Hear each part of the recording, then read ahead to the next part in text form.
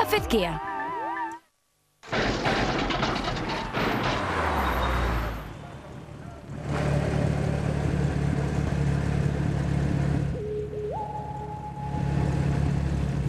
Come to your senses with Airwaves.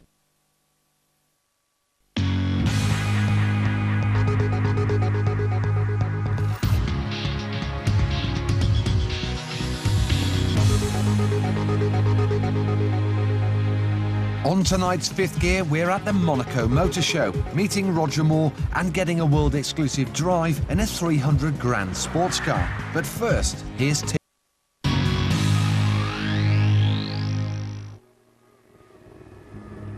Monaco, the most glamorous tax haven in the world.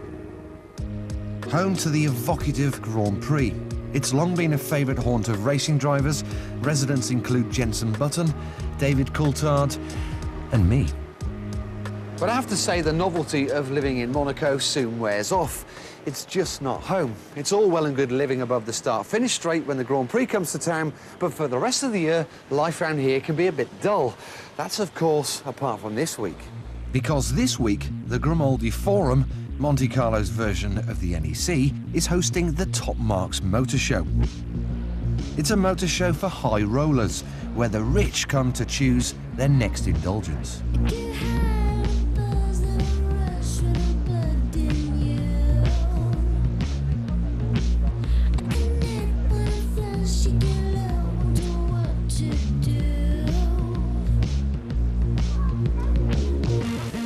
We decided to find out what's currently tempting the world's wealthiest.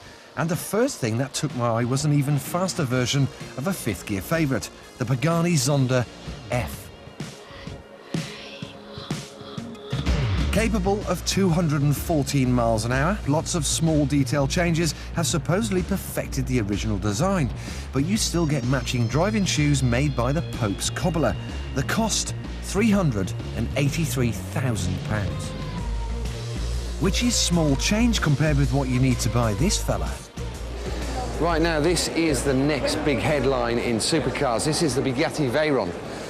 Spec-wise, well, it reads like a who's who. We've got a V16, we've got 8 litre, it's got 1,000 horsepower, it's good for over 250 miles an hour. It's just beautiful, I love it.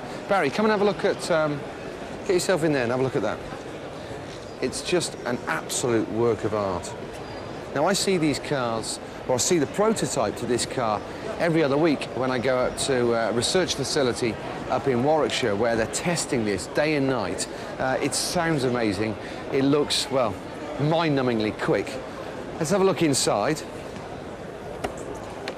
Wow, I mean, it just doesn't get a lot better than this. The price? It's going to cost you £700,000. The show also saw the launch of the MBR EOS. Due in 2007, it'll be a 3-seater with a central driving position. The emphasis is firmly on sophisticated aerodynamics. The price is £400,000, although these fancy side wings are an £8.5 grand extra. Here's an interesting one. This is Spain's first attempt at a supercar. This is the Tramontana, built in Barcelona. Well, 500 horsepower, V12, good for 180 miles an hour. Quite an interesting layout in here. Come and have a look at this, Barry. This is obviously a mock-up, tandem style-y. I think it's a bit of a dog's dinner, to be honest. Anyway, moving on.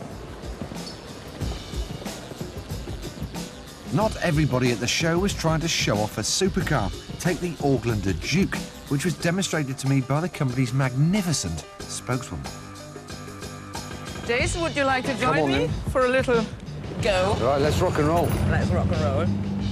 This 50 grand modern-day contraption is steered with stiff reins, uses a 3-cylinder diesel and tops out at 12 miles an hour.